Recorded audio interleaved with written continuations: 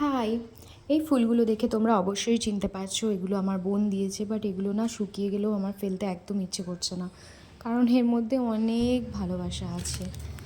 আর আজকে দেখাবো যে প্রোডাক্টগুলো আমাকে যে গিফট দেওয়া হয়েছিল, যেগুলো আমি পরে দেখাবো বলেছিলাম এক এক করে, সেগুলো দেখাচ্ছি।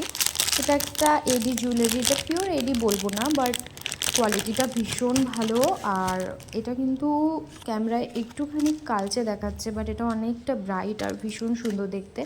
এটা আমি যে কোনো পার্টি ওয়্যার শাড়ি বা গাউনের সাথে ক্যারি করতেই পারবো। আমার এটা দারুণ পছন্দ হয়েছে। আর নেক্সট একটা জিনিস দেখাচ্ছি, সেটাও জুয়েলারি, দেখে বুঝতে পারছো।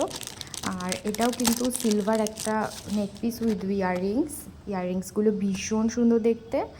আর নেক পিসটাও অসাধারণ, এটা কিন্তু শাড়ির সঙ্গে ক্যারি করলে বেশ সুন্দর লাগবে। তোমরা কি বলো? আর এই ছিল ব্যাঙ্গলস।